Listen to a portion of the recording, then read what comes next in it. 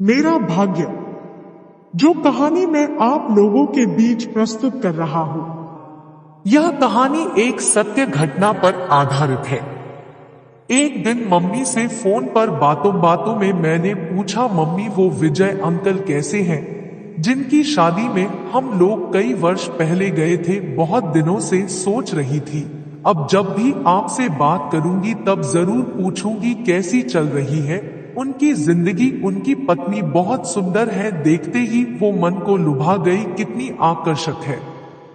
Mummy ने कहा, अरे अच्छा याद दिलाया, मैं तुम्हें बताना भूल गई। उनकी शादी के कुछ दिन बाद मैं बैंक गई तो पूछा, मैनेजर विजय जी नहीं दिख रहे, तो पता चला उनका ट्रांसफर हो गया है भोपाल। फिर बात आई गई हो गई। एक दिन शाम को अचानक विजय बख्शी आए। हम लोग आश्चर्यचकित हो गए।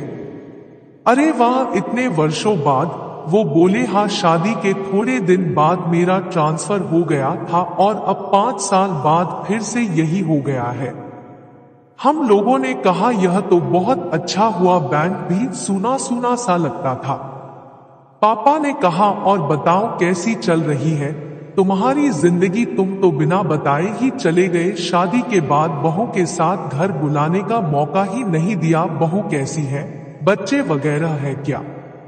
विजय ने हमें बताया, सब कुछ बहुत अच्छे से चल रहा है, 2 बच्चे हैं हमारे, बहुत प्यारे हैं। लेकिन मैं आप लोगों को इसके पीछे की कहानी बताना चाहता हूं। अब आप लोगों से क्या छिपाएं?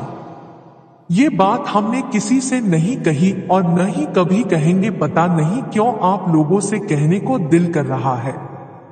हमने कहा, क्यों, क्या हुआ? प्रीति अच्छी तो है? हाँ भाभी जी बहुत अच्छी है, प्रीति घर को परिवार को अच्छी तरह देख रही है। तो फिर क्या हुआ? विजय बोले, शादी की रात को जब हम प्रीति से मिले तब प्रीति ने कहा, मैं आपसे कुछ कहना चाहती हूँ। मैंने कहा, क्या? वो बोली, शायद जो मैं कहना चाह रही हूँ उसे सुनकर आप मुझे और मेरे परिवार को माफ नहीं करोगे। मैंने कहा, ऐसी क्या बात है प्रीति?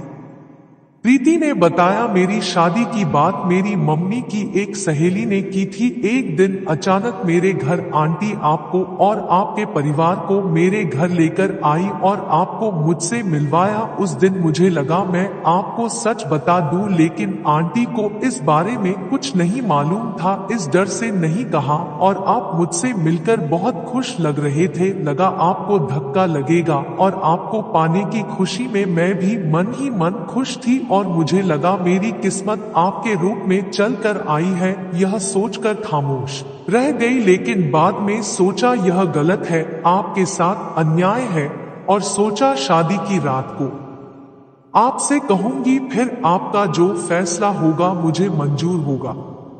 मैं यह कहना चाह रही हूं, मैं आपको संतान का सुख नहीं दे सकती, क्योंकि मैं, क्यों प्रीति बोलो, क्योंकि मैं किन्नर हूं।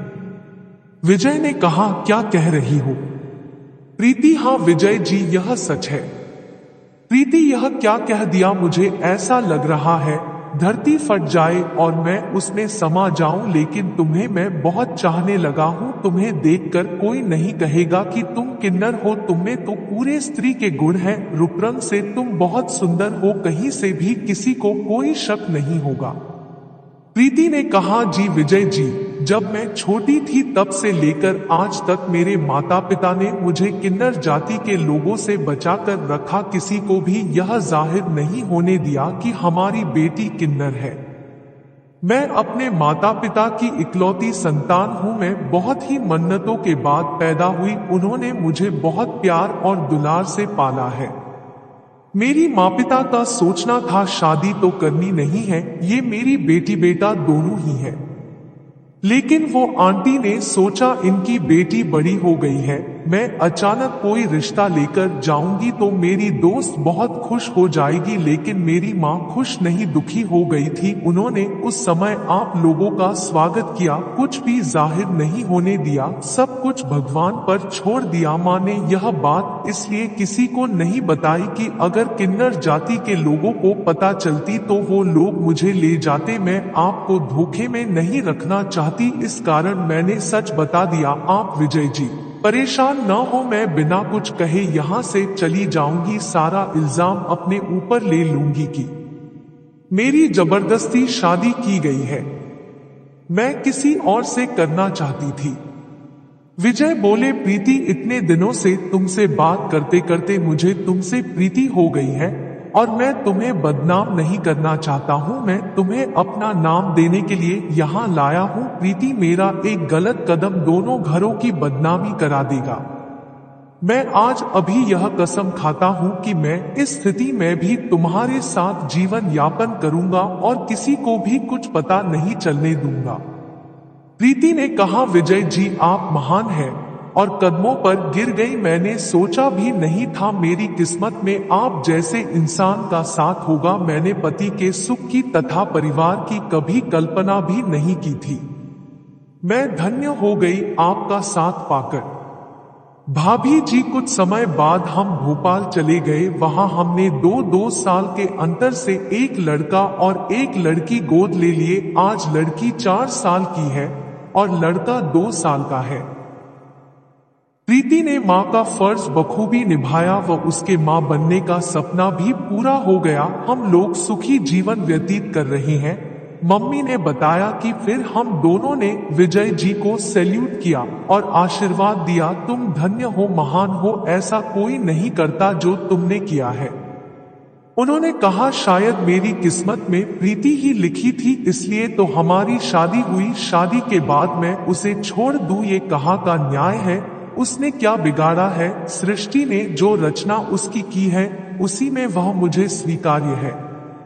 मैंने उसे पत्नी का दर्जा दिया और बच्चों को गोद लेकर उसे माँ का भी दर्जा दे दिया। हम सब खुश हैं।